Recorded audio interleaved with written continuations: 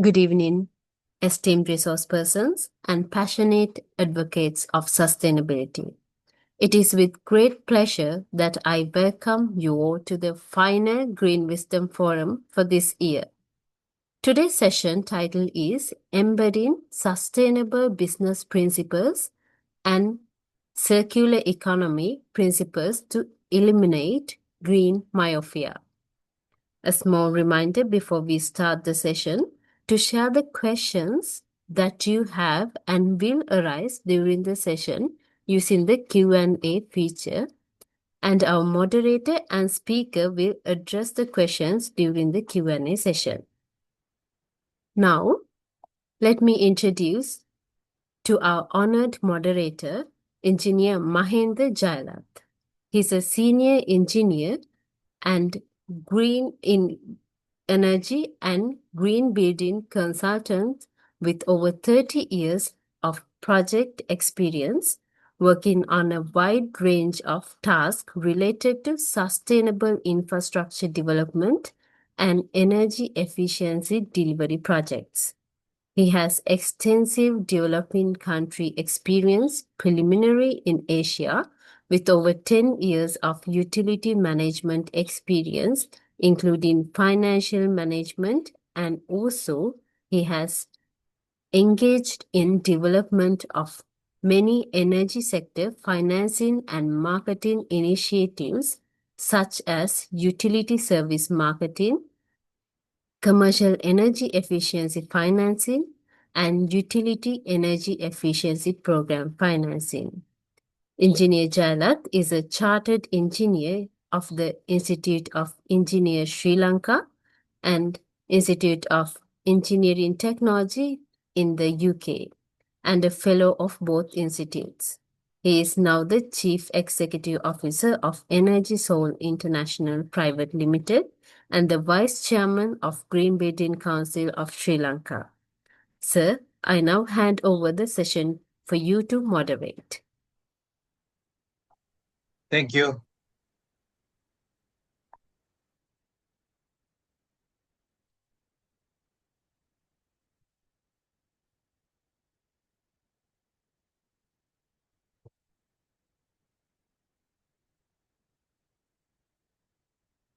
Okay. Good evening, ladies and gentlemen.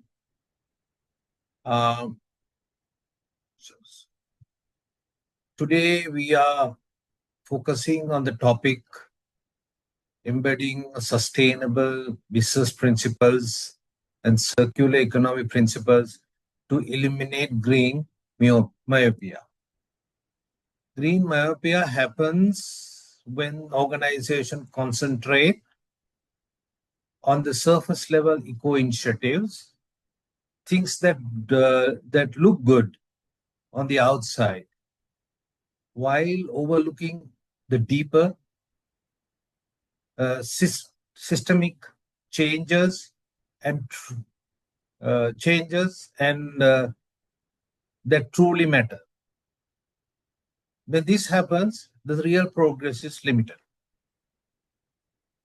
By embodying sustainable business principles and circular economy practices, we shift our mindset from short-term fixes to long-term transformation. These approaches help us redesign how we create, use, regenerate value. They minimize waste, extend product life cycle, improve transparency, and ensure that the decisions are aligned with long-term resilience rather than short-term optics. Businesses that embrace circular and sustainable models are able to move beyond green myopia.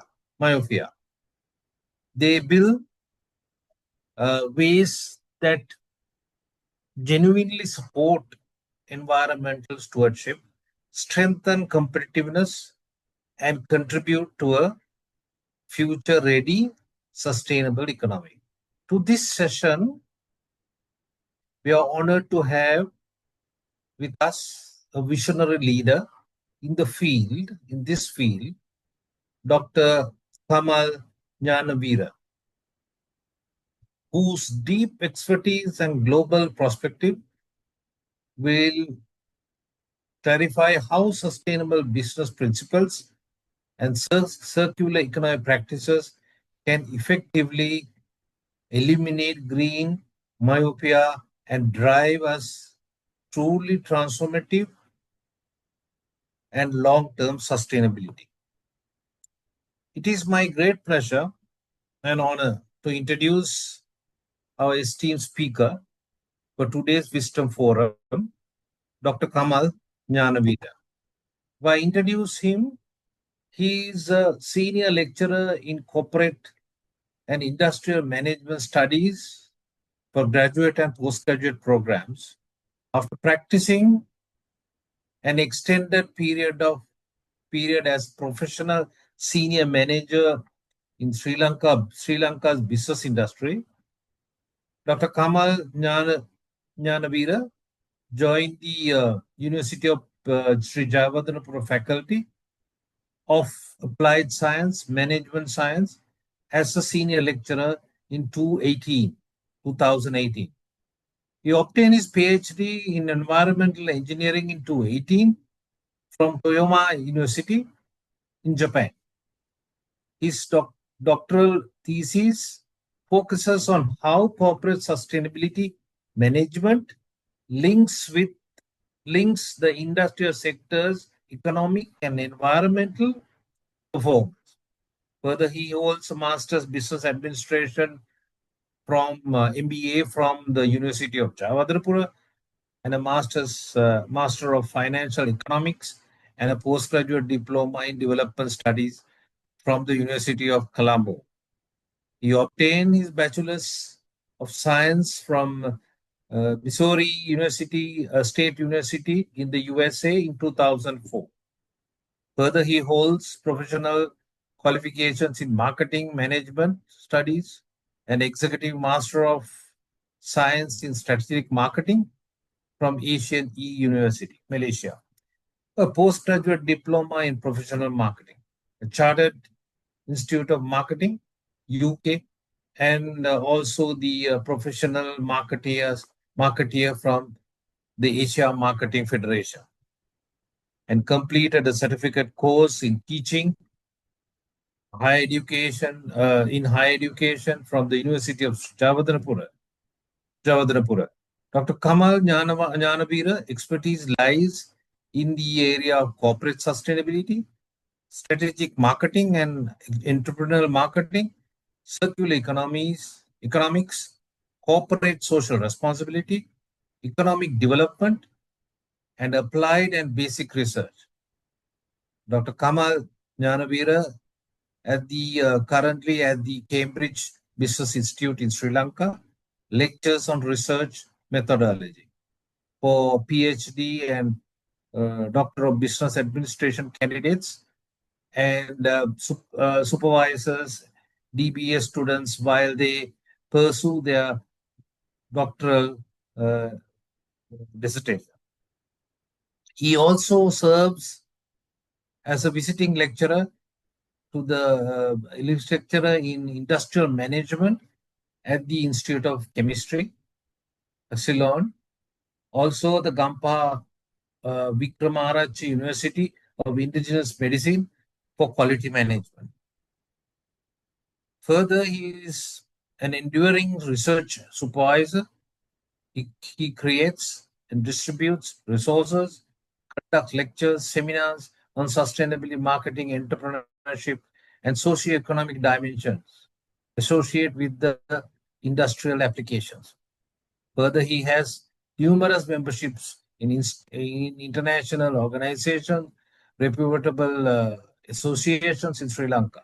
Since 2018, he had mentored and educated students at academies to apply their theoretical expertise in interdisciplinary research and to apply that were learned from the process across the distinctive industries. Further, he had accomplished numerous research areas in collaboration with the international academics, and he's responsible. He's also passionate about sports, music, philosophy, and higher learning. With that introduction, I will now warmly welcome Dr. Kamal Nyanavira to conduct this today's session. Thank you, Doctor.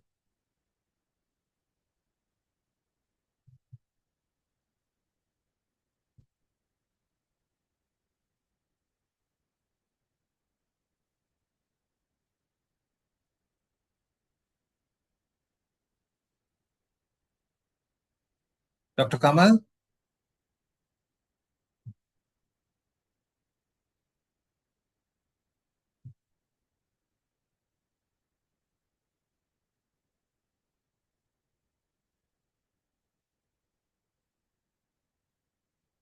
Dr. Kamal?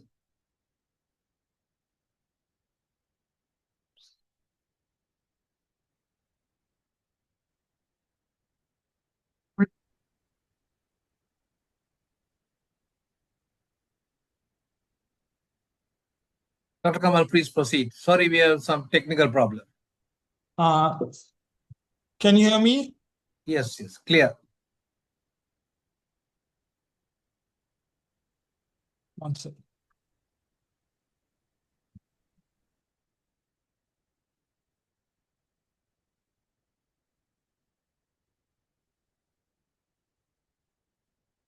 Right.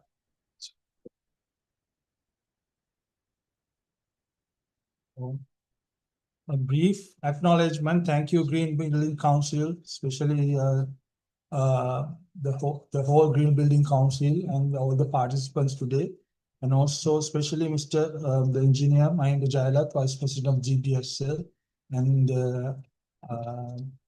Abhirami Dr. Kumar, the manager, and rest of the members and the staff. Thank you very much for inviting me this for this knowledge sharing session. So as you know, my topic is embedding sustainable business principles and circular economy principles to eliminate green myopia.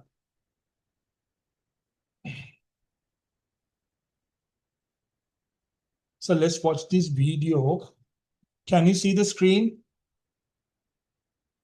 Yes, we can see. Okay, thank you. Right. Let's watch this video, simple video regarding sustainability buildings project in Saudi Arabia. Mostadam Certificate, a sustainability rating and certification system developed by Saudi Arabia's Ministry of Housing. The Mostadam Certificate is a commitment to fostering sustainability within the realm of all type of buildings. This certification system aims to ensure the sustainability alignment of buildings, creating a greener and more resilient future. The Mostadam journey offers two distinct paths: design plus construction and operation plus existing. The D+C rating system applies to the design and construction of new communities, while O+E encompasses existing buildings, renovations, and more. The journey towards sustainability is marked by achievement, and Mostadam celebrates these milestones with its 5 certification levels: green, bronze, silver, gold, and the pinnacle, diamond. Each level reflects a commitment to a greener and more sustainable future. Meet Erke, a pioneering force in the world of green building consultancy. With over 150 successful projects since 2007, we have been at the forefront of sustainability, actively working on many projects in Saudi Arabia. As Saudi Arabia embraces sustainability, the Mostadam Certificate leads buildings toward a greener future. Contact us to learn more. Okay, this is my agenda actually. I'm gonna discuss a little bit about macro economics, or the macro trends in the world right now related to environment, social, and economy aspects. And I will go through the what VUCA world means and the what wicked problem, and then I'll come to the marketing myopia, and then the activity trap. I'm going to define the activity trap and how it relates with the green myopia and all these issues related to VUCA world and VUCA problem. Then I'll come to the circular economics. Then after that, we will discuss key strategies and principles related to circular economics.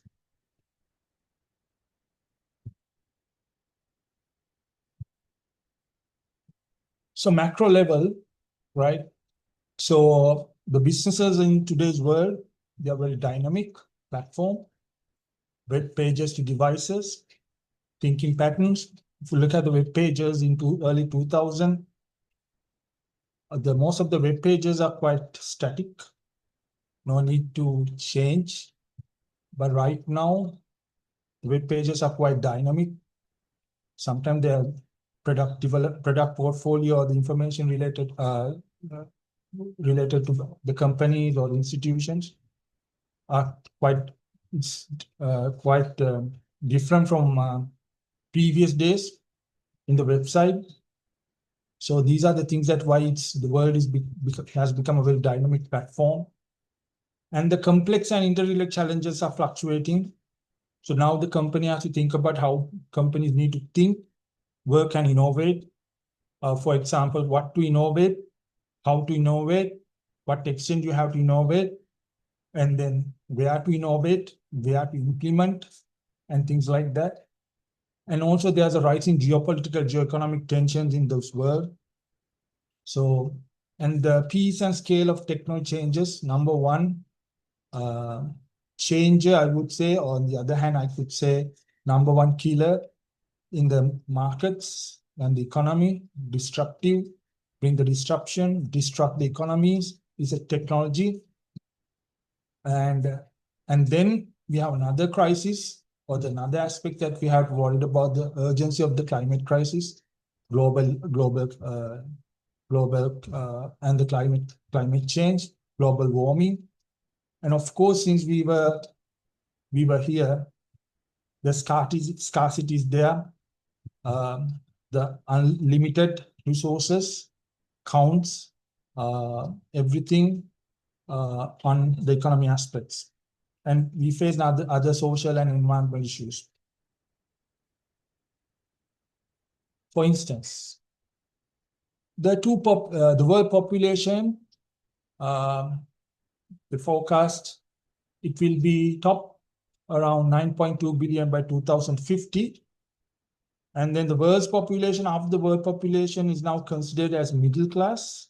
It's about 3.6 billion right now, but they believe it will expand to 5.3 billion by 2030. And by 2030, the global demand would be increased 35% for food, 40% for water, and 50% for energy, according to the European Commission 2019. The hard truth is that now the consuming about 1.75 times the Earth's carrying capacity. Humans are using 75% more natural resources than we are regenerating each year. So these are the trends that we have to think and worry right now. And also I mentioned in my agenda, now we have another, it's not typically new aspects or dimensions, but we have to worry about these 4 dimensions. Because the particular platforms where we live, where we deal, where we exchange things, are typically volatile, uncertain, complex, and ambiguous. So there are 4 dimensions, say VUCA world, right? It goes as volatility, uncertainty, complexity, and ambiguity. Further, so let's look at the relationship between volatility, uncertainty, and complexity, and ambiguity. The complexity creates ambiguity, and the ambiguity creates complexity. It happens like that. Why I'm telling you now, we are heading to a particular problem, right? So what we are trying to emphasize on how circular economics can help for us to mitigate this problem. So we are in this world that we cannot ignore. The ambiguity is there, complexity is there. Then the ambiguity is driving force behind volatility. And the volatility generates further uncertainty. The uncertainty on approaches are there. So I told you innovation, if you take innovation, we may not be able to, we may have done the innovation, but once we finish the innovation, particular product or service, it may not suitable for the current trend. The concept explain the difficult and quickly evolving circumstances that companies encounter in the contemporary commercial and social environments. So sustainability strategies are greatly impacted by VUCA. So we have strategies related to sustainability, but because of the VUCA world, volatilities are uncertain and complex ambiguity, it's quite unpredictable and interconnected environment which they plan and operate. Now, it's, for example, strategic formulation. So you have formulated the strategy, but something to do with uncertainty. Now you have to formulate something else instead of the current strategy. And taking the project management, right? It will be definitely make that managing the project quite complex. When it comes to decision making, which is related to strategic formulation, decision making is quite ambiguous. How to make, what kind of decisions that we have to come. To successfully handle these risks, organization functions in the VUCA environment need to embrace resilience, adaptation, and constant learning. So we may not be able to ignore these three aspects to face VUCA world. Why I'm telling you now, I have mentioned the VUCA world. Now, the problems are coming in the three aspects. The first problem can be simple, then the problem can be very complicated and complex. But there's another problem marked as a wicked problem. So let's see what is simple and simple problem.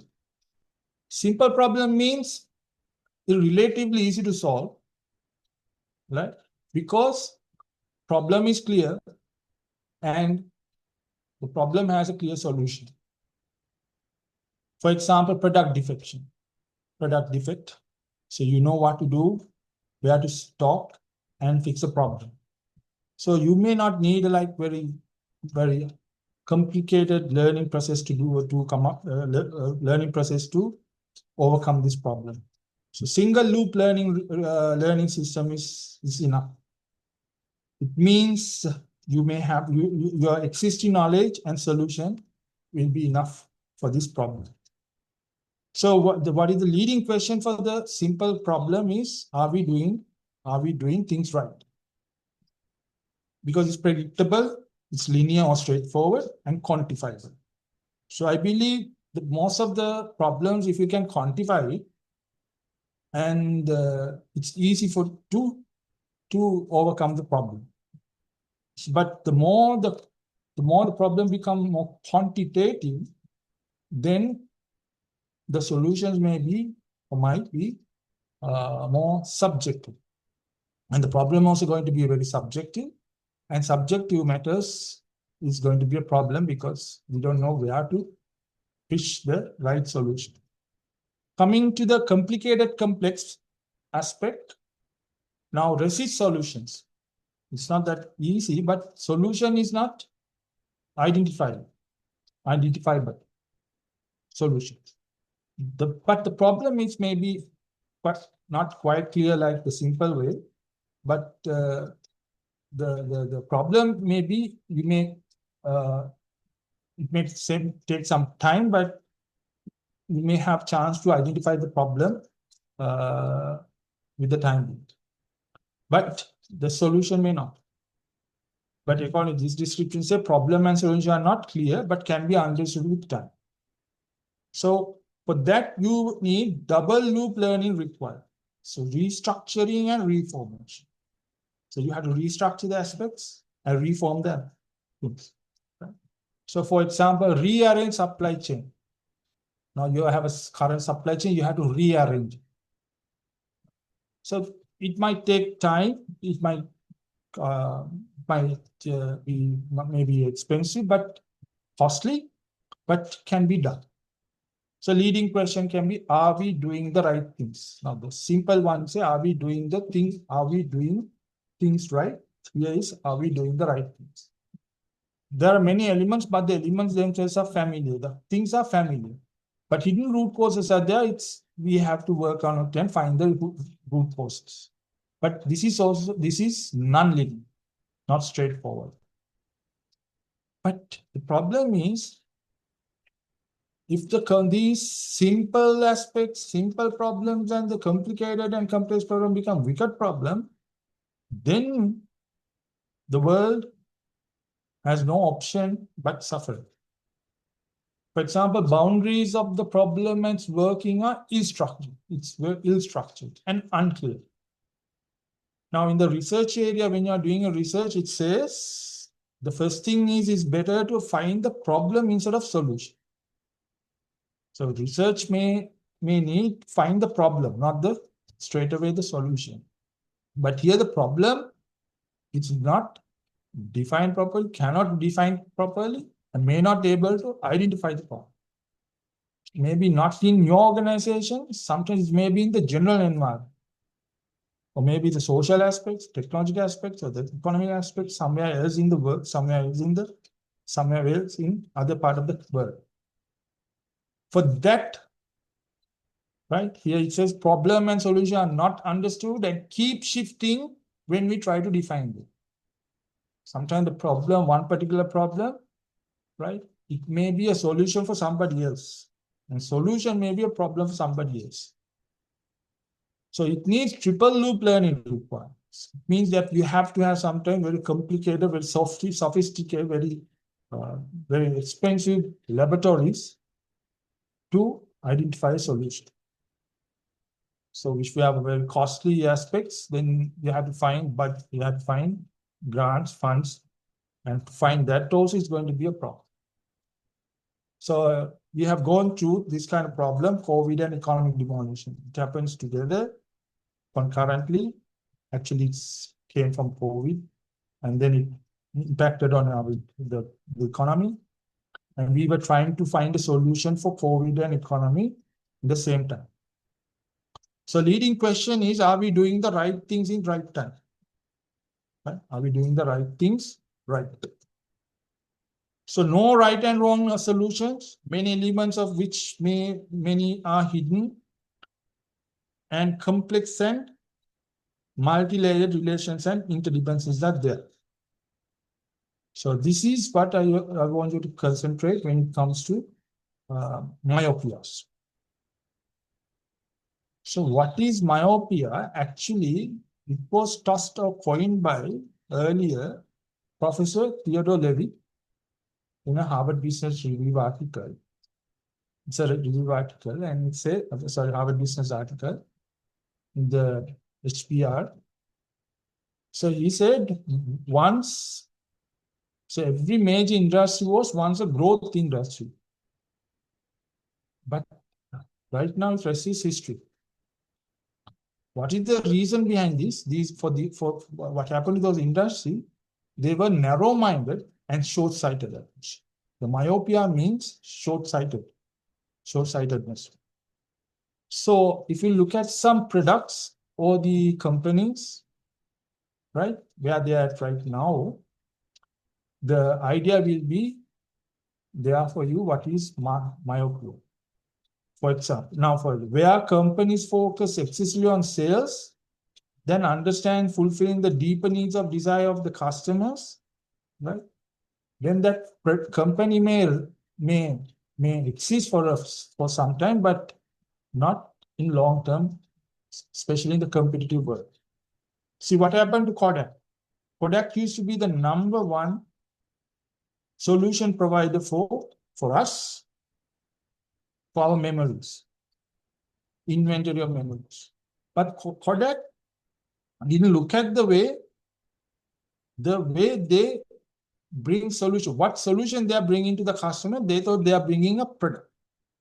Of course, it's a product, but for us, it's some sort of a solution. They were highly concentrated on the product business. And see what happened to Nokia. Nokia used to be the #1 phone in the world, But right now, that in the competitive edge has gone for Nokia. IBM is still there. Good company.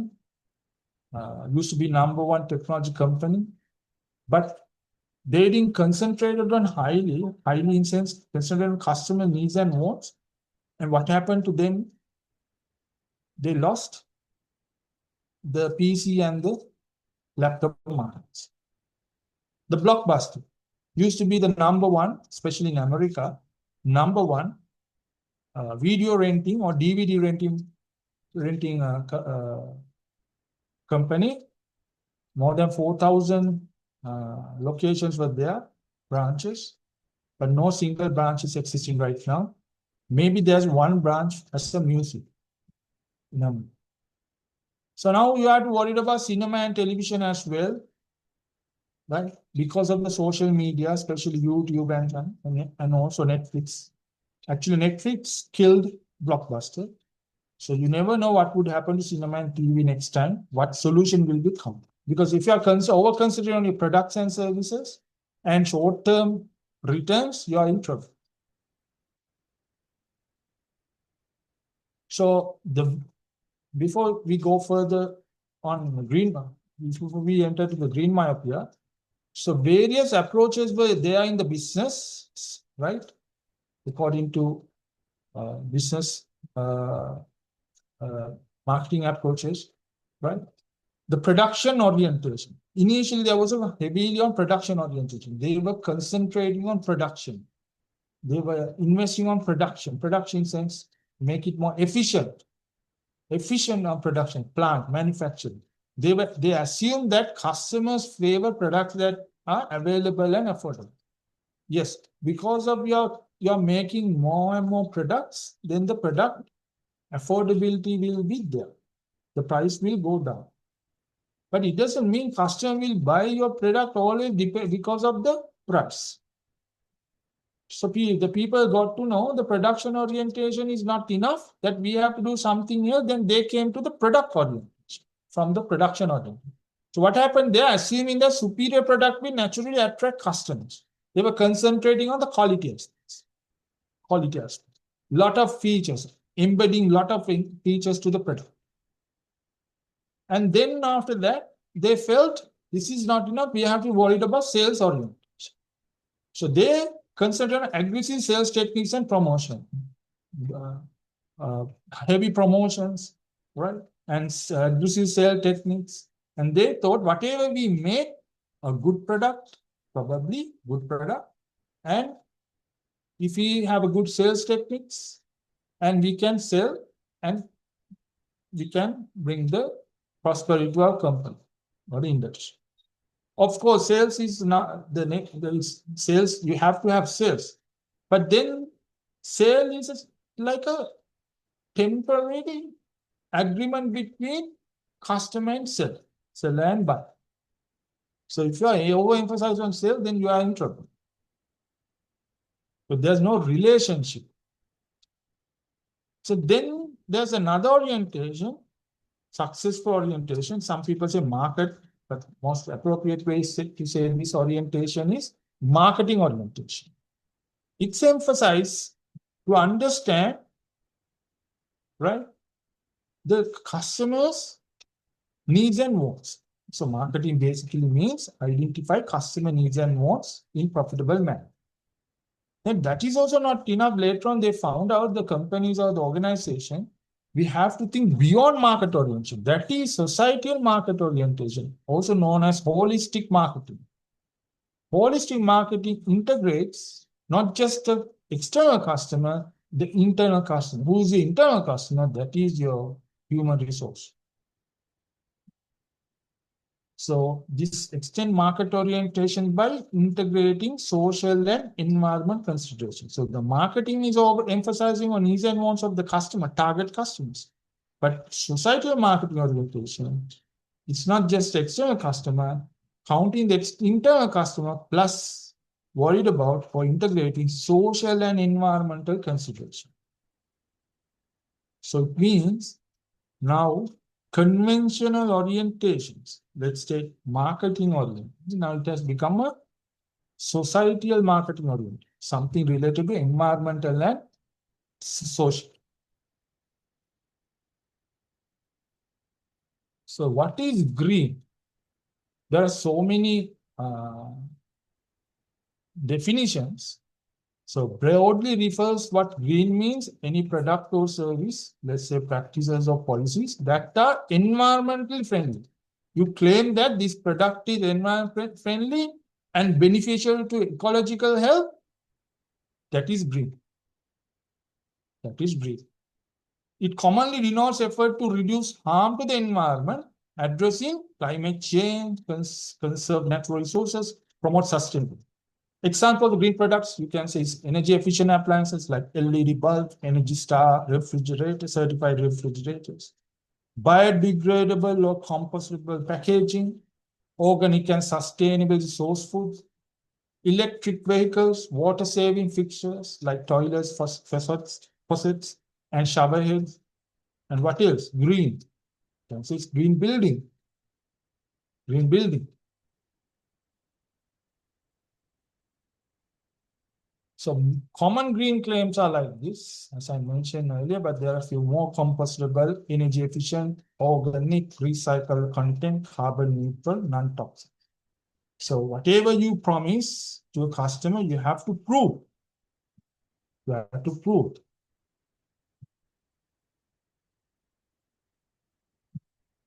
So what is green myopia? So now we learn what is marketing myopia. Green myopia is you are short-sighted. It means you are overemphasizing on greenness. To make your stuff or make your product more greener than your competitors, and you believe it will gain competitive advantage. Of course, I believe you make it proper way your product more greener, that there will be a typical competitive advantage. But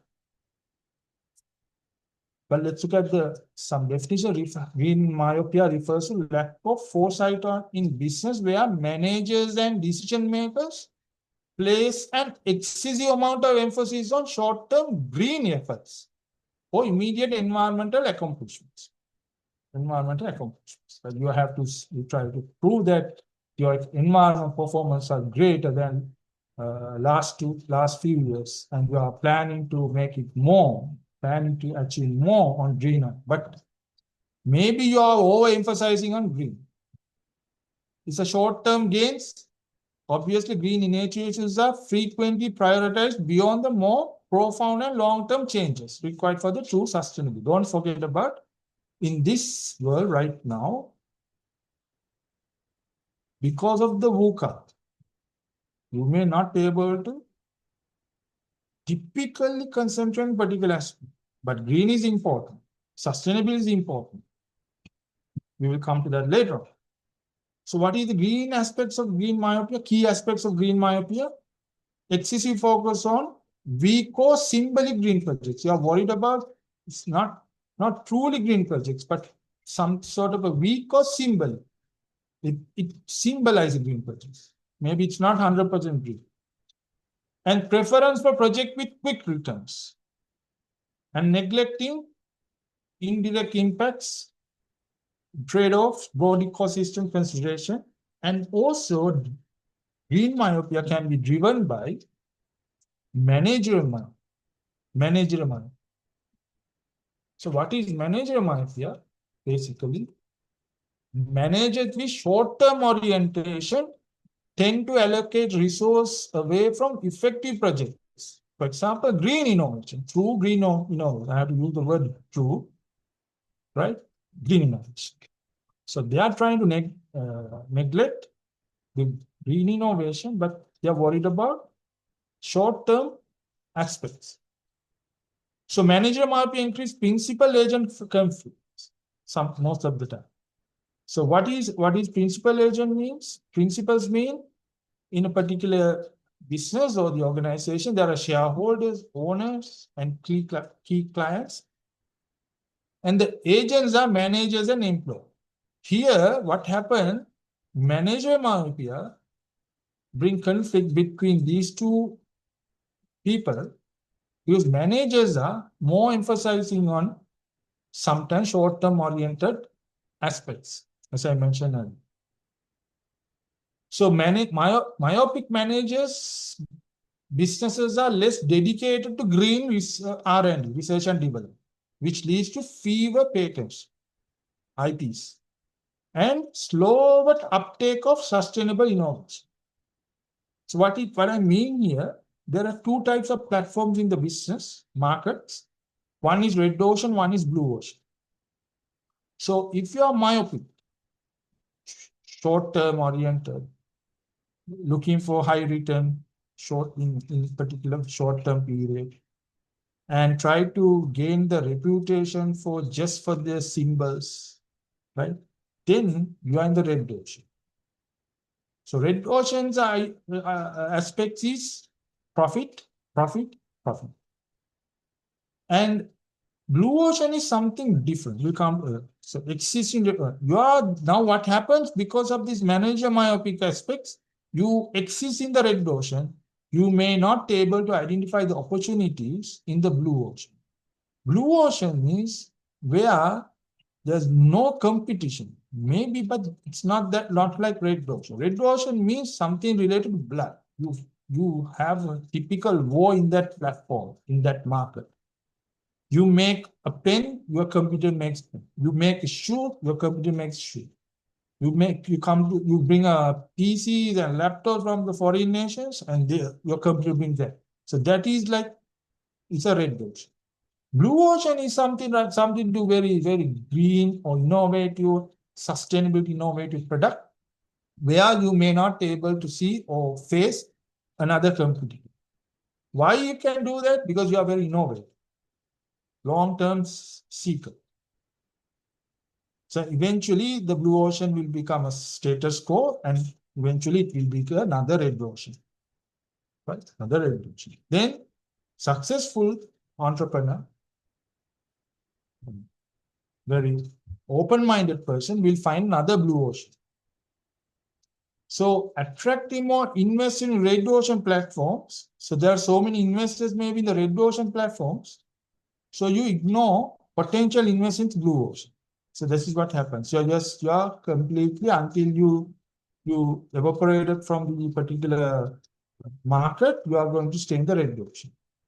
It happens to most of the companies. If you look at the companies in the world, especially last 10, 20, 30, 40 years, especially if you go through the 500 Fortune companies list, right? Most of the companies are not right now existing in that list.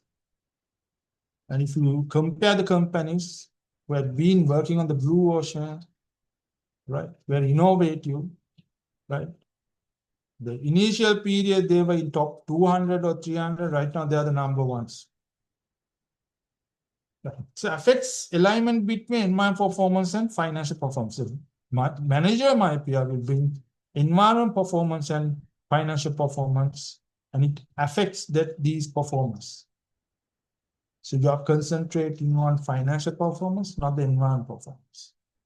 So what happens is a major barrier to firm innovation. So back to green myopia. This myopia, right, emphasized, right, refers to instances in design and policy where environmental benefits are perceived at the expense of equity society, economic viability, or holistic sustainability, resulting in solutions that could worsen existing issues or drive stakeholders away. For example, if a company launches an eco-friendly product, it's an eco-friendly product, but neglects features what customers are seeking.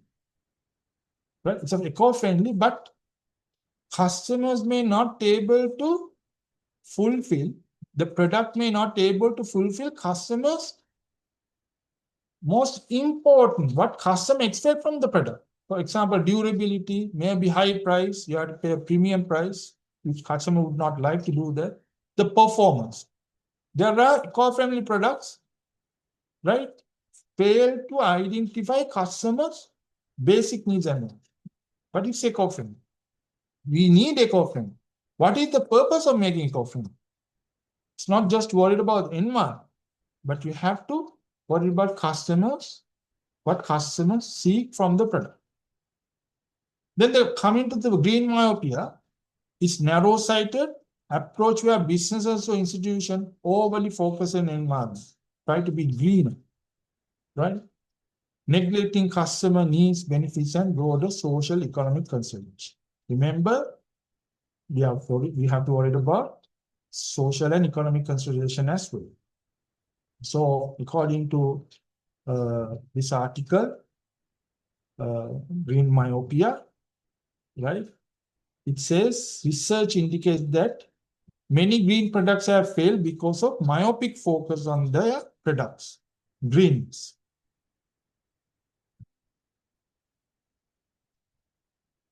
This is the one case.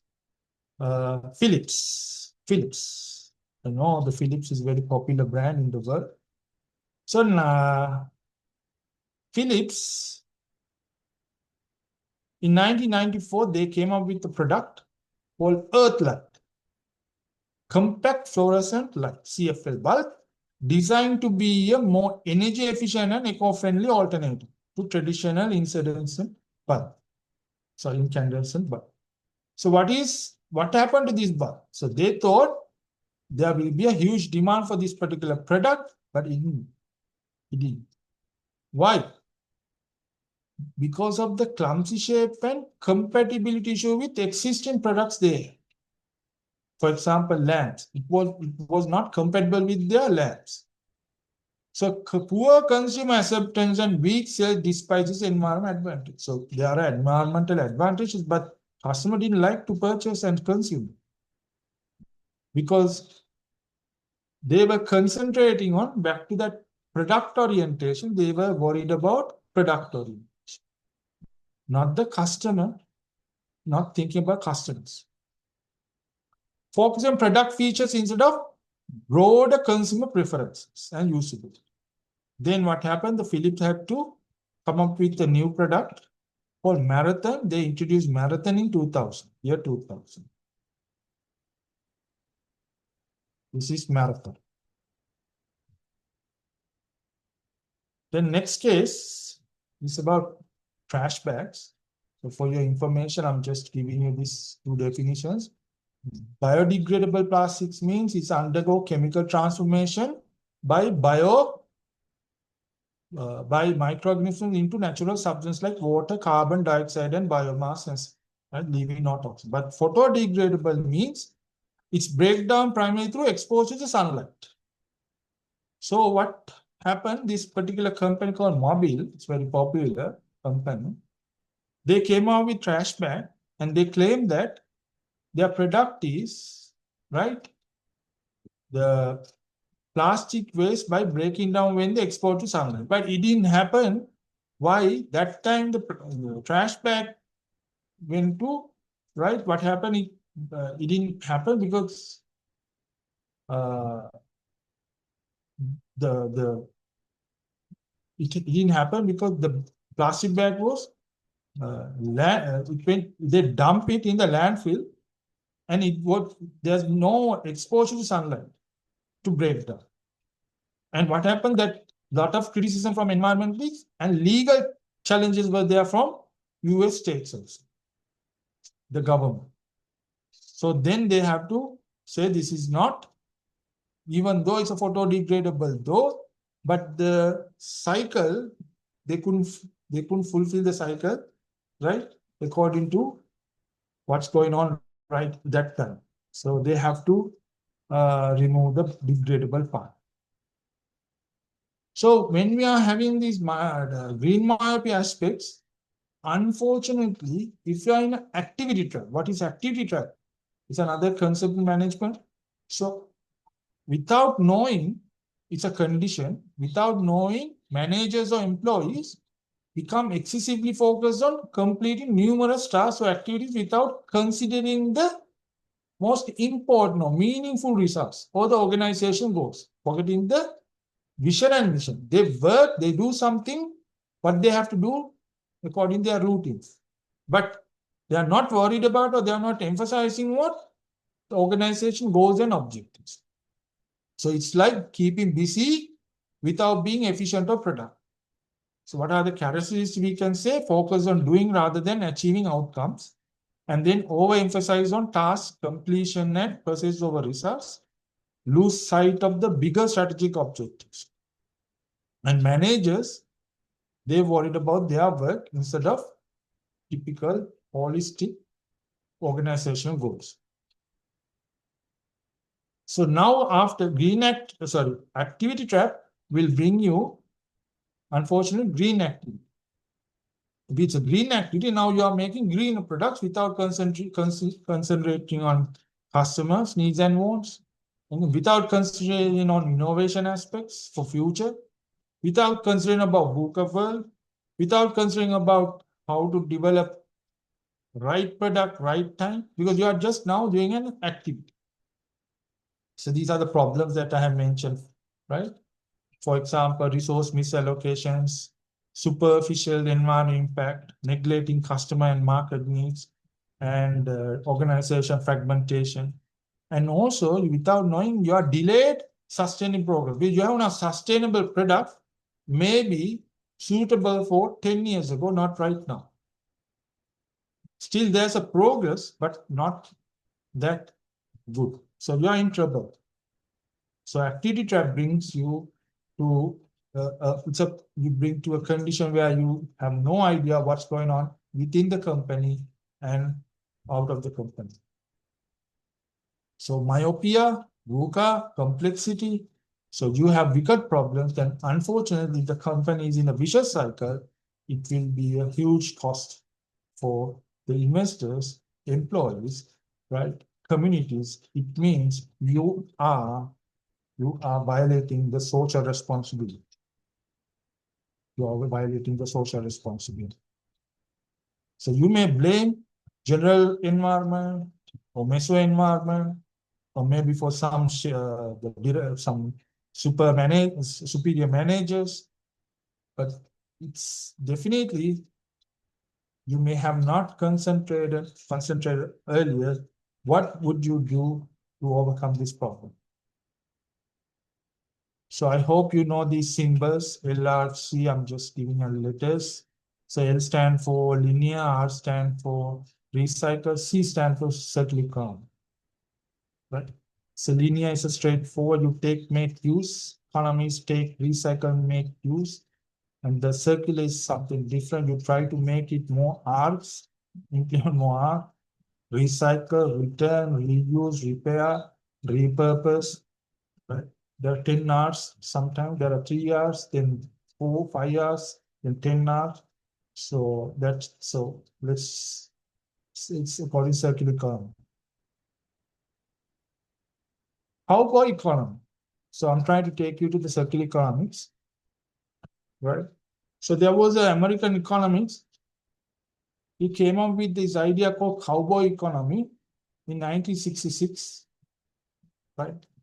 And he originated this metaphor to say that looking at the cowboys, American cowboys' lifestyle, right? If they see that resources are not available, right? They move to somewhere, for example, in the Hollywood movies, cowboy movies, you may see that some cowboys, they go to a city to find more satisfaction, maybe money, maybe gold, and to the another city. So this is where the cowboy economy believes, they assume, consumption and production, continuous growth driven by consumption production, and they assume unlimited resources are available. So they are emphasizing on short term and the linear model. Why Baldwin came up with the idea actually, right? These are the key features: short term focus, minimal constraints, open-ended exploitation. Why he came up with the ideas? Because not to just explain cowboy economy, he he intent was to introduce something contrast to cowboy. But let's look at the cowboy economy environmental cost, right? Resource depletion, pollution, habitat destruction, climate change, waste generation. Social issues are health impacts, economic inequalities, loss of livelihoods, and cultural erosion. Actually, he wants to describe the spaceman economy. So he believes Earth as a closed system. So therefore, he called that spaceship Earth. So spaceship with limited and finite resources. It's not infinite. Where no waste can leave, and no external resource can arrive.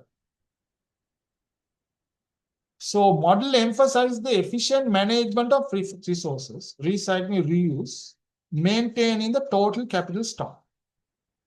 So model is truly, right, he was emphasizing or he was describing that sustainability. So therefore, spaceman economy model actually sustainability dominant aspect.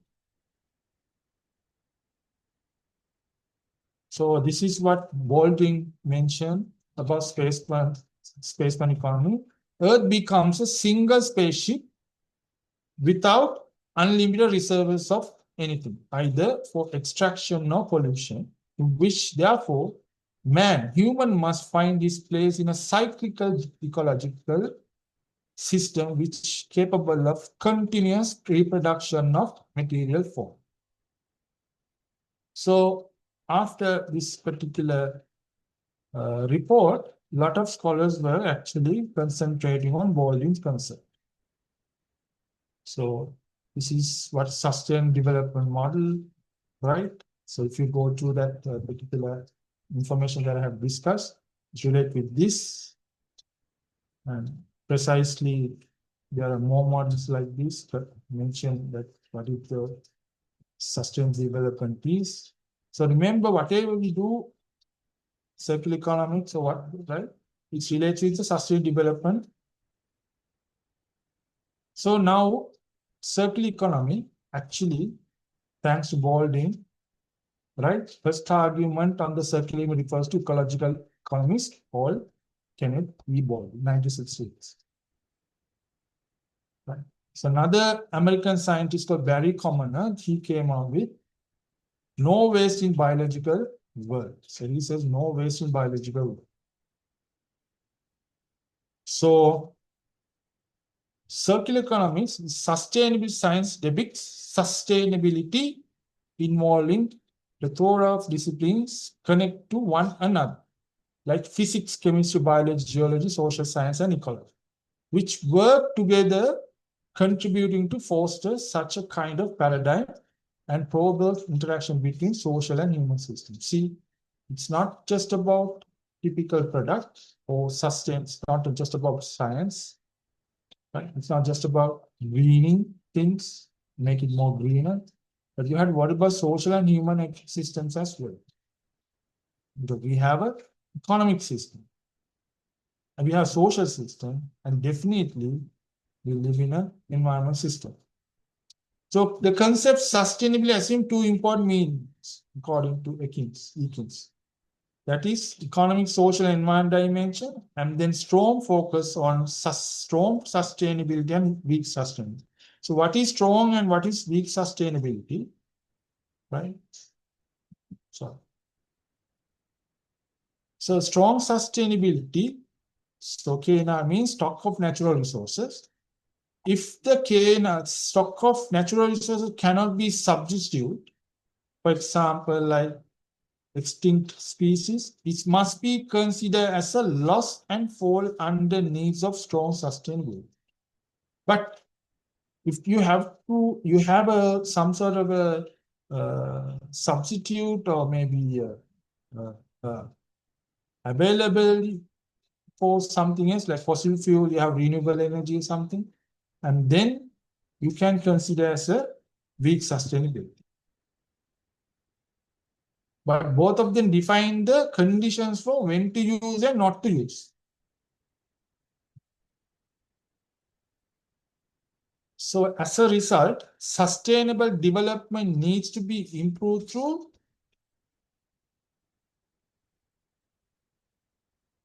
the new production and consumption models. According to Steyer, this is a description. This is not the definition. It doesn't consider as a definition of circular economy, right? It's a representing statement. So Steyer 1982 came out with sensible point at which to start a gradual transition towards a sustainable society which able to minimize energy flow and environment deterioration without restricting economic growth or social and technical progress. So you cannot ignore, according to Steyer, that economic growth.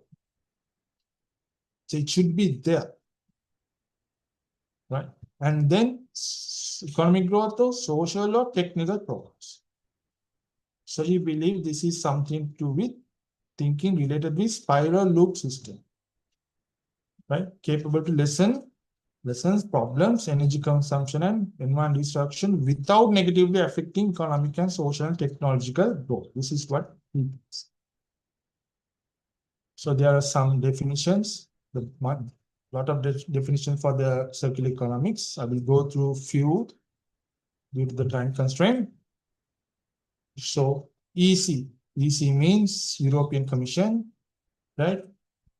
They came up with this definition, but they believe where the value of products, materials, and resources is maintained for as long as possible and generation of waste minimized. So Pearce and Turn in 1989 says where economy and environment are connected by circular relationship, everything is an input into everything else. So this is back to again model linear economy and circular economy. So linear economy is precisely take, make, use, dispose, waste, but circular economics is highly concentrated on as a cycle and design, production, you retail it, you sell, you consume, and reuse and repair as much as you can. Then you collect and recycle, and it goes as a raw materials. And again, you design. And then you produce. Again, it goes to the market and sell. To keep it continuously as much as you can. So then another institute, Ellen MacArthur Foundation, also came up with this typical definition for circular economics. There are a bunch of circular economics definitions. And they came up with this diagram, circular economic system diagram, also known as butterfly diagram. So they were concentrating on biology and technical aspects. That's why it's called as butterfly, two wings of butterfly. So what are the solutions? I told you now, we are living in the VUCA world, there are things are going on. Then there's some now. So people say now let's make green products. So you are trying to make green products, but unfortunately that green products becomes a myopia because of the economic activity that you are in and concentrate. And then you are in managerial myopia. And then you are in economic activity trap. The activity trap becomes another aspect. It takes another aspect called green activity trap. So now you are making products according to greener, but it's not real greener. It's all about, it's about short-term returns. So good news is circular economy offers powerful way forward. Massive transformation from traditional linear to new principles of circularity. So fundamentally decouples economic growth from resource usage and decouples economic growth with societal progress. Societal progress can be taken, or with examples, increasing the awareness on environment and social and economic issues, knowledge enhancements as all three aspects, and then continuing innovation, societal matter, economic matter.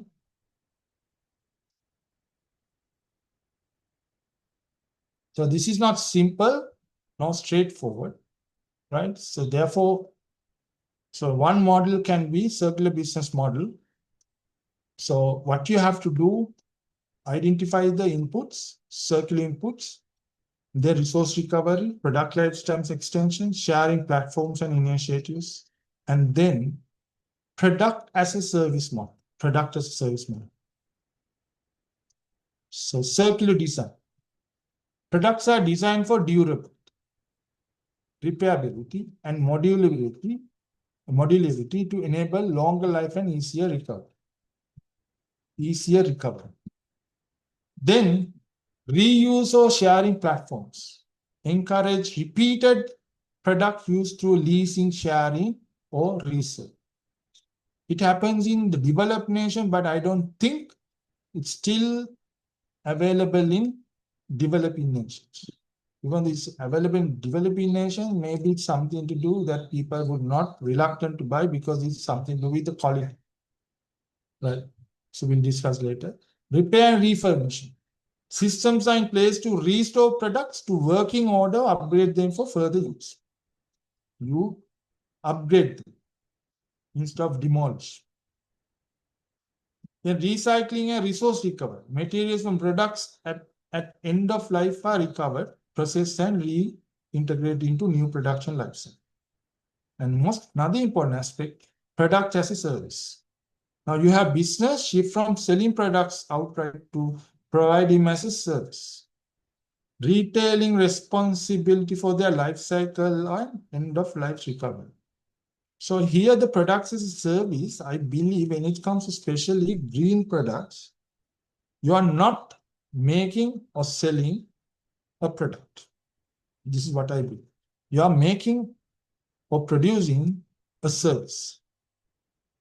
If it's a circular, definitely it's going to be a service. You are part of the service. Of course, if you are making a product, also producing a product, you are part of the service. But here we have to, I know products as a service is something else, right? But I believe when it comes to green product, especially integrated with sustainability matters as well as the circular economics model, you have to see products as a service. The service. So what?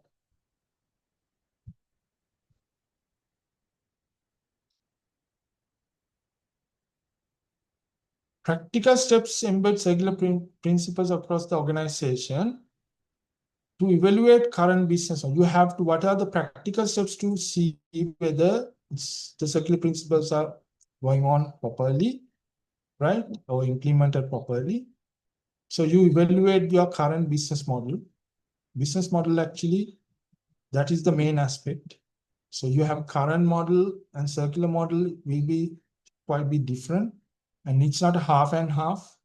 Maybe starting point for some short-term period is a half and half, right? Conventional business model to move from conventional business model to circular model, right? You have to do some homework and some work. Then you have to, so basically you have to evaluate the current business model, then product life cycle, material and energy flows, and the waste generation and competencies. What are the competencies we have? Sometimes you try to implement circular business, if you don't have competency, then you have to gain.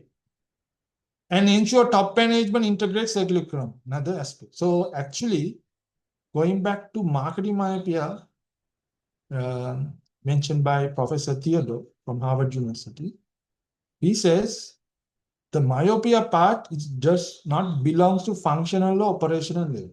So in the organization, if you take as a pyramid, the bottom part you can label it as a functional pyramid. The middle part is operation. The top part is a strategic. So this, what Theodore says, Professor Theodore says, So this is all about strategically. So you have to strategic level. Top managers should take responsibility what business model that they have to cater or continue to get to earn future aspects to exist in the competitive world. So this is so top management integrates circular economy goals into corporate vision and strategy. So without that, otherwise it's just like a cluster. So different as company runs as a silo effect, or the silo effect can be a symptom, right? Because top managers should concentrate on this.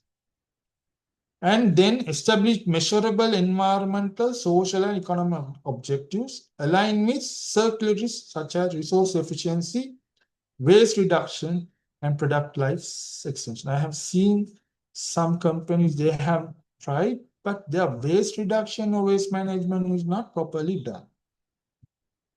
They say waste is something to do with, in the production, they make some unnecessary product, like they can't use it for market, but there are more stuff for the waste. Right? Then analyze areas such as product design, supply chain, operation, and customer engagement. So you may not be able to, whatever model that you are bringing to the company or the business or organization, don't forget about your customer. Customer focus is important. Without a customer, no business. Without a customer, no profit. No profit, sometimes no business. And then optimize production to minimize waste and emissions. Optimize production to minimize waste. So optimizing means not just optimizing production or operation. So what is optimized is like it relates with minimizing waste and emissions. So that's why I said when it comes to waste reduction, they have a good waste management system, but the question is whether it's optimized along with the production. So a little bit about green building, because since we are doing this green building, now key aspects of green building might be. So if your project is over focused on technical green features and then neglecting social and economic dimensions and potential market failures, you are overconfident that this product, end of the day, which are successful because we are overconfident, we have good technical green features and limited systematic income, then you are in trouble. You've been trouble because customer may know that this product is not suitable. For example, for your knowledge, if you focus on design, construction, and operation of the building, and overemphasis on specific environment features like energy efficiency and sustainability, but you are neglecting broader sustainability aspects such as occupant comfort, affordability, social inclusion, and full life cycle impacts, the results may be the product, yes, environmentally sound, but underperform in user satisfaction and economic viability. Also, the community integration is not there.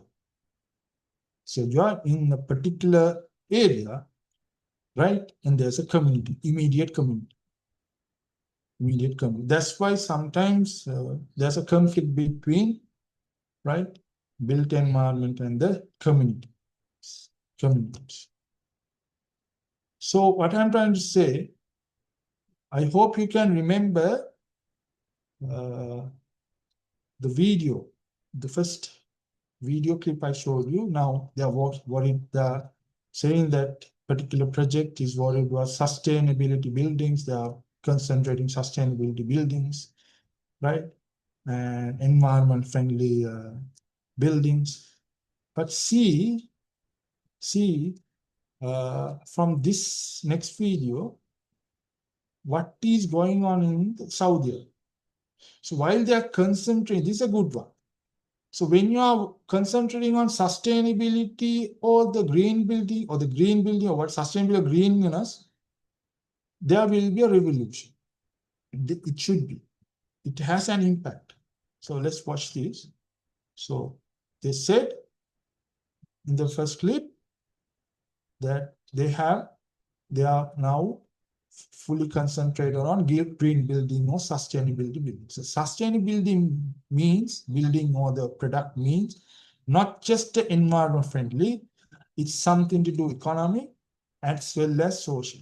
But sometimes social means you have a stakeholders, right? So in the construction world, especially Middle East, a lot of migrant workers are there, employees are there, right? See what's going on right now in that country, Saudi Arabia. So before that, see now there are so many models, right? Depictions, but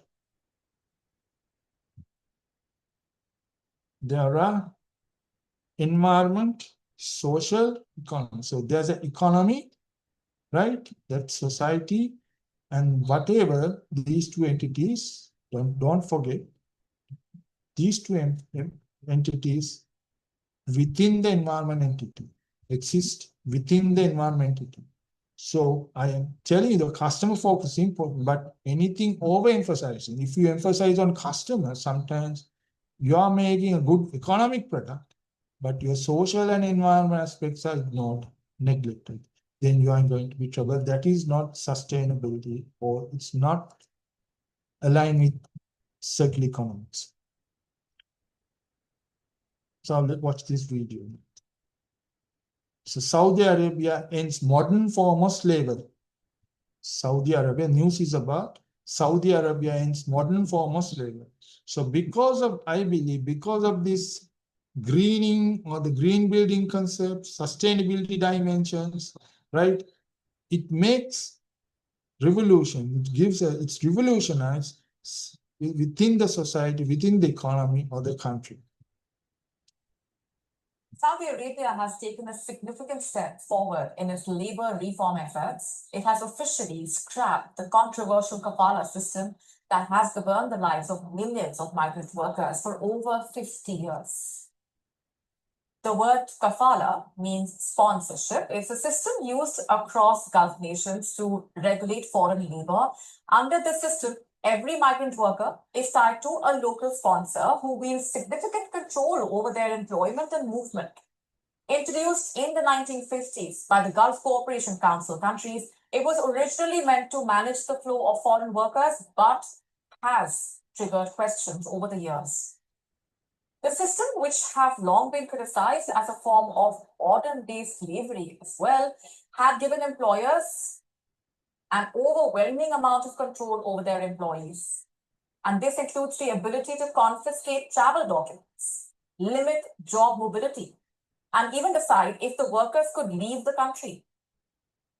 For the first time, 13 million migrant workers in Saudi Arabia will no longer be held hostage by this system. This is particularly significant for the 2.5 million Indian workers who have suffered from this system as well. The International Labour Organization and human rights groups have long decried the system for enabling human trafficking and fostering conditions of forced labor. They say the decision to abolish this system is not just a reform, it's a victory for human dignity and an end to decades of these violations as well. The move to dismantle the system is part of Crown Prince Mohammed bin Salman's Vision 2030. It's a broader set of reforms aimed at modernizing Saudi Arabia's economy and its global image. And as the country prepares for major international events, including the Asian Winter Games 2029, this shift is crucial for attracting foreign investment as well and improving Saudi Arabia's standing. However, while Saudi Arabia takes this step forward, the kafala system still continues in other Gulf countries.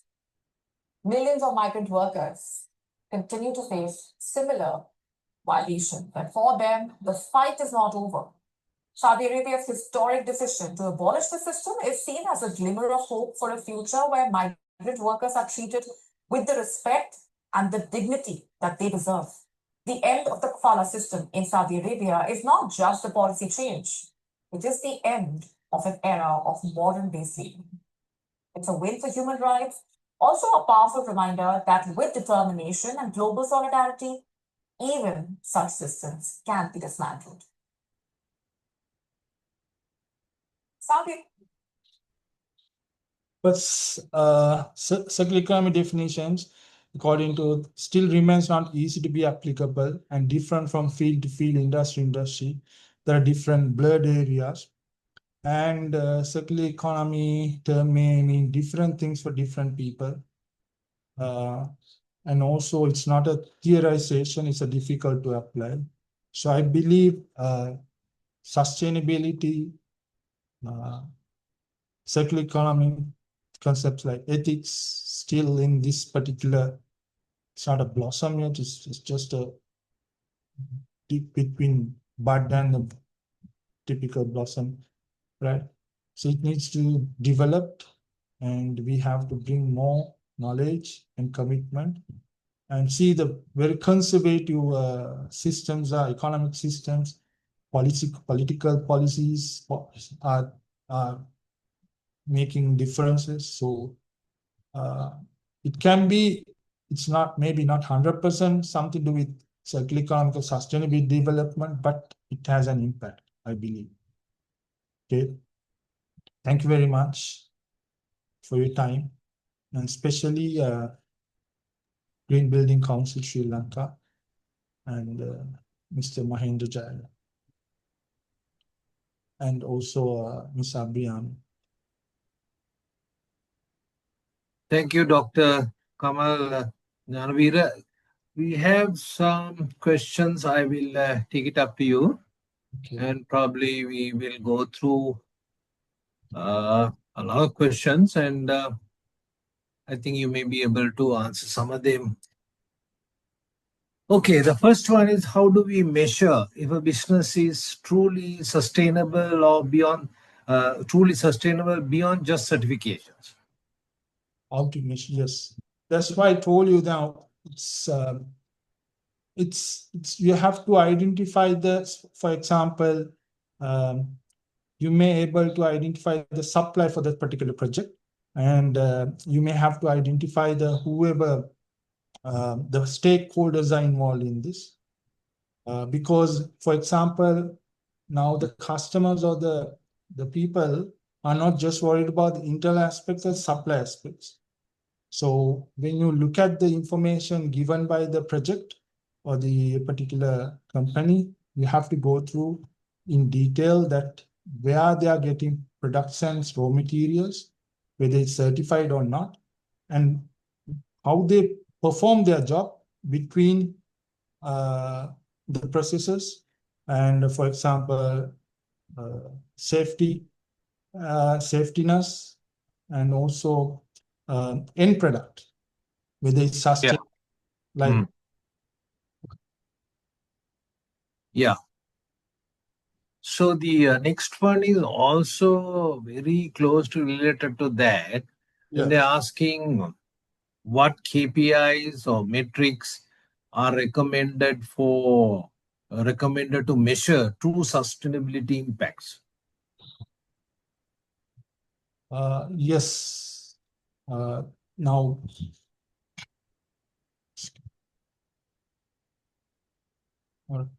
so what happens, when it comes to KPIs, definitely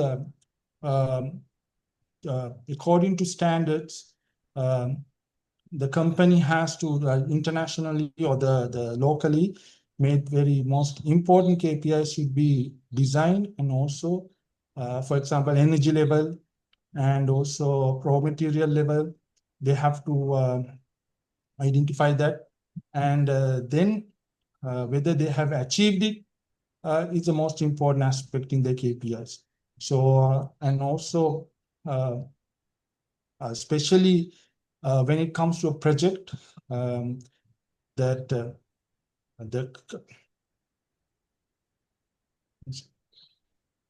when it comes to project, when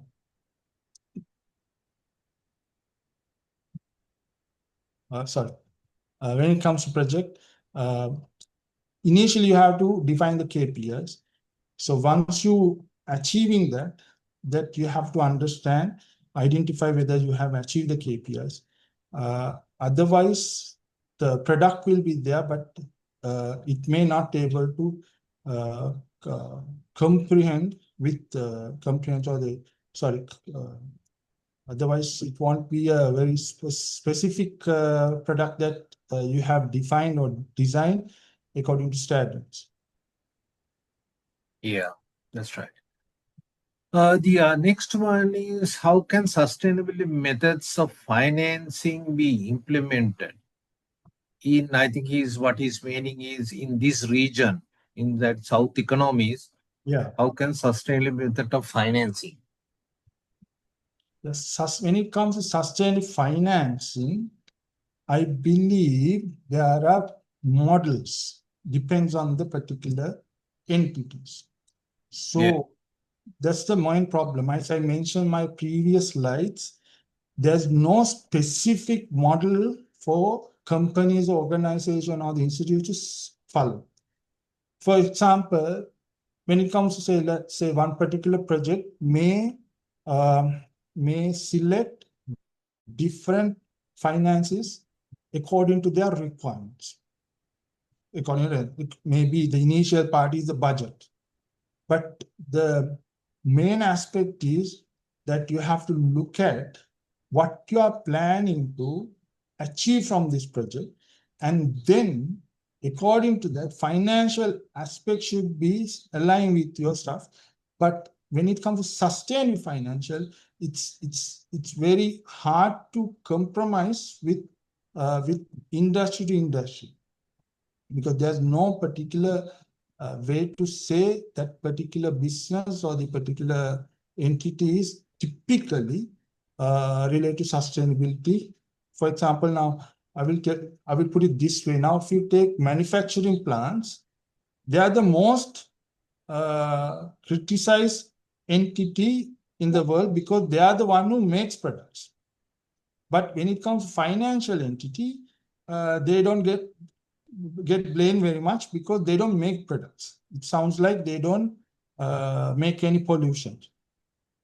So this is the aspect in the sustainability models that sometimes the companies or the entities may not be able to position that they are making trouble for the environment. So coming back to financial aspects, that company has to identify whether the financial entities or the institutes are ready to compromise with their needs and wants. And actually, it's now you are dealing with the company, or you are dealing with the financial entity or the company institute. You are the one who should identify and understand important sustainability aspects. Then you communicate with the particular thing, whether you have these aspects, right, to continue the project. Otherwise, it's your duty, I guess. It's not the financial entity's duty. Yes, correct. This is also a bit related to the previous question. They are asking, how can a quantity surveyor balance sustainability goals with the project cost constraints in a construction project? Repeat that again, please. How can a quantity surveyor or Yeah. surveyors balance sustainability goals with the project cost constraint in a construction project? I think this is an everyday problem. Yeah. Well, it's something to do with the operations, I guess. Right? Yeah. So then you have to have a charter. You have to have a straighten your KPIs. So again, it may relate with the VUCA world. I know long time ago, like people may have a list and you can follow that without any problem. But right now, the things are changing dynamically. Dynamism is there, the businesses, even the industries. So basically, I believe that you may have to have agile, like you have to have a plan from plan A to plan B, if else solutions. and the competencies, different team members, stakeholders are involved should be there. Otherwise, the people, the project will be not aligned with according to the time factors and budget. Yeah, I think the next one also more or less related to that, but I will also just read that.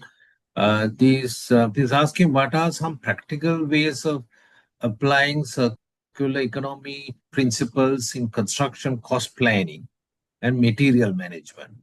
I think that was very clear in your slides also. Yes, I have mentioned that. Yeah.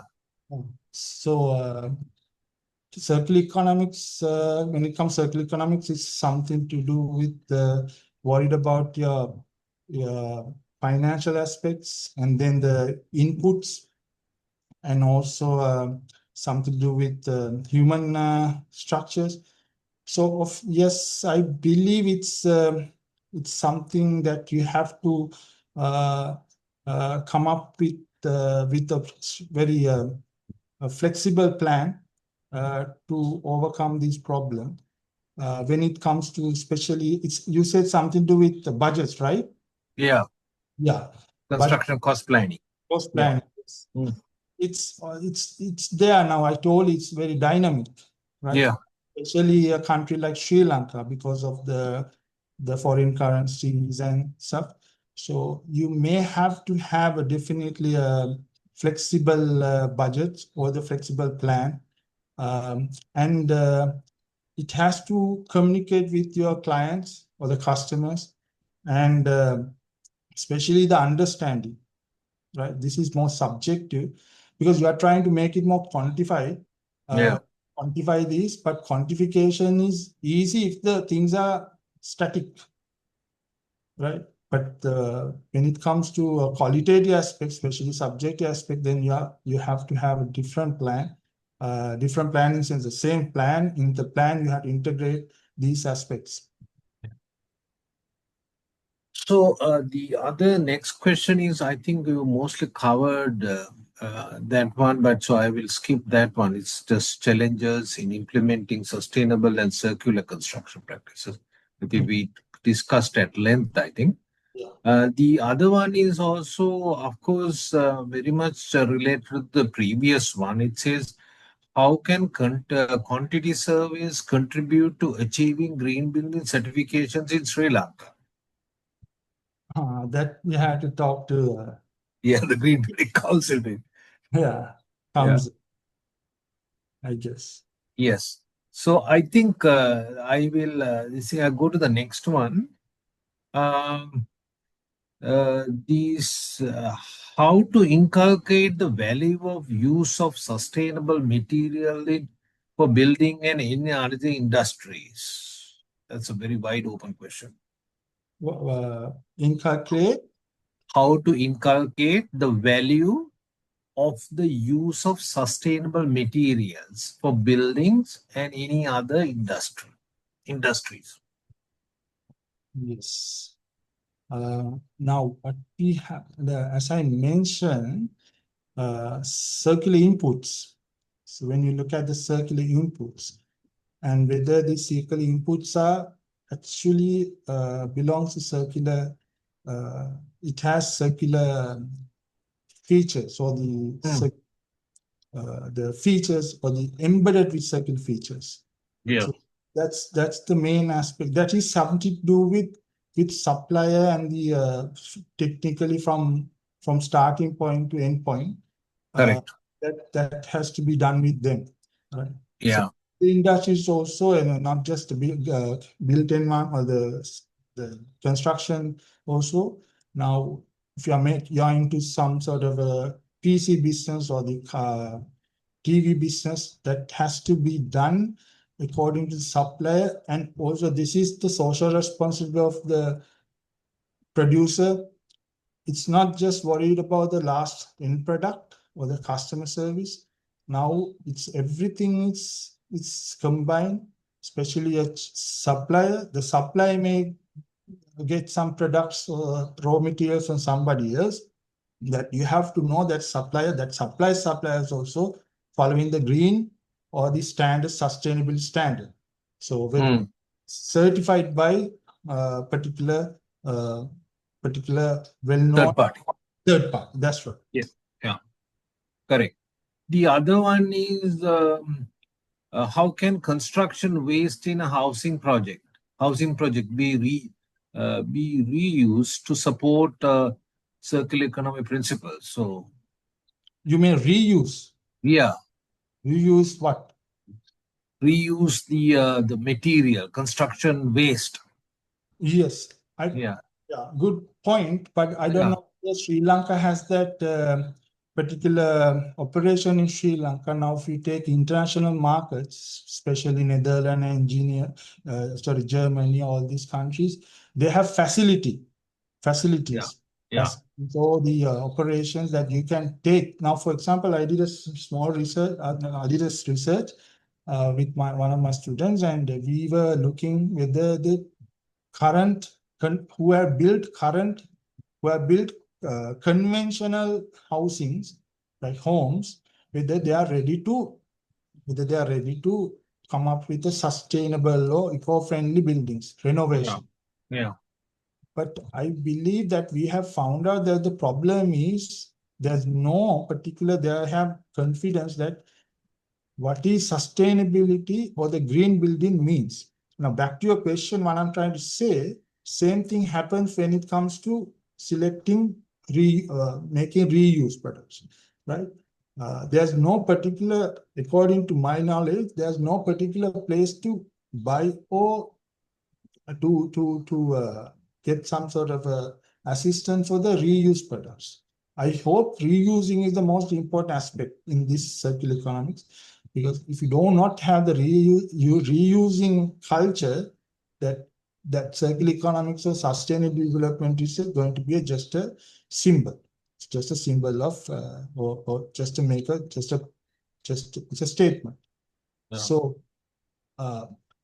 thing is that now again, for just as a solution wise, whoever you hire for the particular area for your project, then you may have to see whether that person or persons have this competence to come up with a solution for the reuse products. Yeah, I think if I can add to that, Doctor, there is a place, I think there are very few, somewhere down Ahangama, because I remember when we were engaged with this Bentota hotel reconstruction, there was a very clear clause that the waste has to be recycled. Yes. And the contract was given to this department. I think it's a highways department. So, but unfortunately, the waste is used, but it's not used at the same site. So it's used for roads and various things. So that's one point. But it's gets reused. Yeah, and But also it's very, very limited at the moment. Yeah, because now for example, waste management, there are projects. Yeah. Good projects going on, but awareness is not there. That's right. Yes, correct.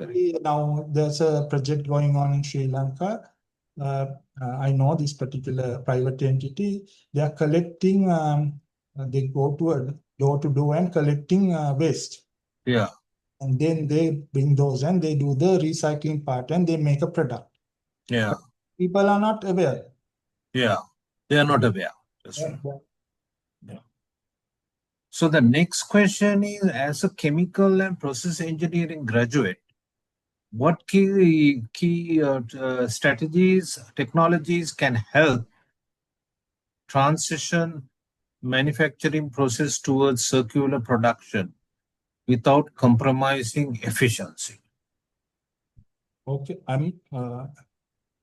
is he claiming that I'm a chemicals engineer or he's a chemical engineer? No, he's a chemical engineer. As a chemical and a process engineering graduate, what key technologies can help the transition to help transition manufacturing processes towards circular economy, circular production without compromising efficiency. I don't know what it really means also. It's not Yeah, very clear. I'm to be honest that in that area I'm not that I haven't Yeah. emphasized, but I will tell you this one according to a particular model. So when it comes to effectiveness and efficiency, any particular thing, people will decide that. That's right. People, customer. For example, you have an efficient product but not effective. Efficient means that you have utilized right amount of resources, but the product is not effective. It means the customers are not going to demand for that. It's not effective. Correct. But then it's effective but not efficient means it's a cost for the producer. Correct. And then the good one is more effective and efficient. It means for the company also it's a good thing, costly and cost-wise, and plus for the company makes or produce more effective product for the customer demand will be high. Yeah. Then the next one, what circular economy practices for the glove manufacturing? Oh, that's a industry specific question.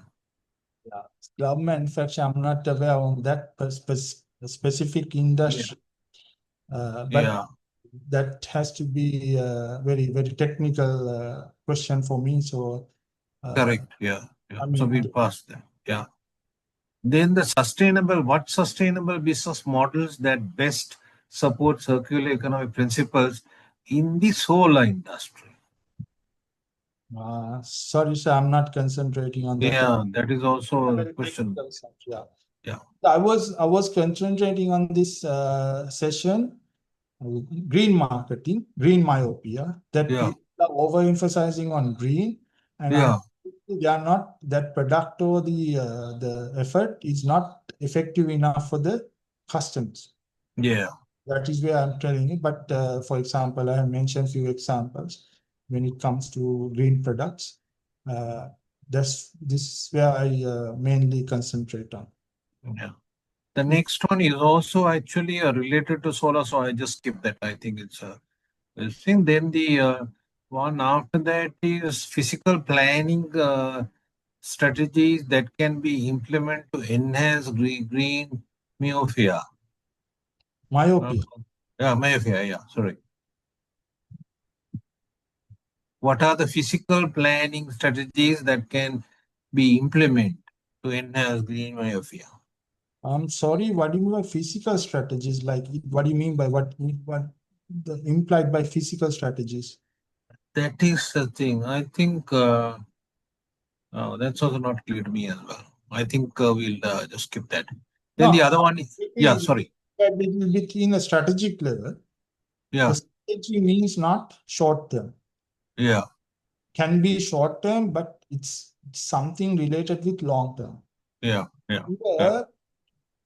What is short term and long term, right? The company has to think how to align their operation, right? Yeah. Short term wise align, and right. Long term wise, what are the things they have to adapt long term? Yes. What people do here, what I'm trying to imply in my session, a lot of companies, because of the new things are, there are, and people are trying to do, and there's a demand for novel aspects. So therefore, they're trying to, short term wise, they're trying to fulfill that gap. Then the company, that's not the strategy they have. Right? They have something, they formulate something else. Right. But according to the market demand, they try to bring maybe something green product, but that is not their actually vision and mission. Yeah. It has to be like that. Yeah. Then the final question is that what academic and professional courses would you recommend for students who want to specialize in sustainability and green construction? Green construction is definitely something to do with engineering. Yes. Yeah. when it comes to sustainability, now it does not belong just to very technical aspects. So there are some technical aspects as well as philosophical aspects. So I believe even though you have a technical aspect, you can make something, a product or service. But if you have philosophical aspects, you can develop a society and society and the typical region, especially knowledge and awareness. Okay, what are the things I recommend, right?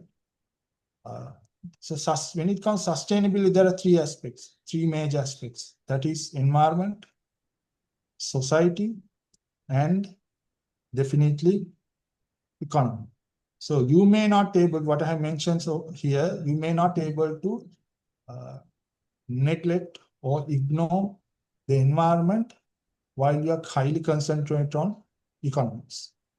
So then you may not be able to just concentrate on economic and the environment, neglecting a society, so especially community and others. For that purpose, now it depends on what is the purpose, what is the objective you are achieving in your life. Because sustainability is a broad aspect. In economic aspects wise, there are different aspects. For example, when you take marketing, there are green marketing and sustainability marketing. So when it comes to marketing, so you have to concentrate only the green marketing and sustainable marketing. When it comes to economics, it's about circular economics. So then there are courses in environmental management, waste management, circular economics. Now, the especially very reputed universities, especially in Sri Lanka, I'm not talking about the overseas. Now they are concentrating not only now, for example, business management, they are concentrating on sustainable management as well. So I can't tell you, I know few places, but here I do not want to mention the names of the universities or the institutes. It's not nice for others. But there are now courses are different. For example, now today, engineer may not be able to ignore the social aspects. He or she should know about the social aspect. What is the community? What are the community most important cultural and norms are there? And then engineer can be very technical in the one particular side. So he or she should open their mind. So to open that, there are some courses. But business manager, take a business manager, especially finance manager or accountant. He or she may not able to, or not able to mean should not concentrate only just accounting aspects. Now they have to know about the customer perceptions. Customer perception belongs to customer focus belongs to just marketing and sales people. Now it's a philosophy. It has become a philosophy of the company. So they have to concentrate on typical. I'm talking about finance division or the accounting division. They have to concentrate on what customer thinks and how customer thinks and what customer expect from your organization, what customer expect from the sustainability. So these things you have to. But see, if you go through some international syllabi or the academic programs, so there are used to have product development. Now they have green product development. And they used to have finance. Now it's about sustainable finance. So green accounting or something. So it depends what you are trying to achieve. What do you want to be? So because sustainability is a huge aspect. There are different slots, clusters are there. Where do you want to consider? But there are so many now they are opened, introduced by many state universities as well as some private institutes and the institutions. Yeah, I think yes, that's correct. I think if I add something also that even the Green Building Council, we conduct two good courses, and then you get some credentials after that. One is the associate green, and the other one is the accredited professional. It's similar to the other ones. So all those things are, of course, on the website. Details are there, different sectors. For that's really relate to the green construction and things like that. So it's interesting. Okay, now we have come to the end of Q&A session. And thank you everyone for participating in a large number. And also very special thank you once again to Dr. Kamal Gnanavira for sharing his knowledge and time. It was extremely useful. And for us also, it was extremely useful. Thank you again, Doctor, for spending some time with us and giving us this insight. Thank you. Thank you. Thank you very much. Thank you for your time Yeah. and value. Again, I want to thank Green Building Council giving me this opportunity to share my knowledge with you all, and participants also. I really appreciate. Thank you, Mr. Jamal and Jailat. sorry. Yeah. And also Miss Abhimami for Yeah. cooperating with me and coordinating with me without any hesitation. Have a good night. And have Good a night. Good night. Good night. As we come close to the end of the Green Muslim Forum, I extend our heartfelt gratitude to all the participants and the resource persons. Thank you. And we have had a fascinating discussion and great questions. And before everyone leave, for the attendance and for the e-certificate issuing, please submit the evaluation and attendance Google form by scanning the QR code. Okay. Thank you. Thank you. Good night, everyone. Good night.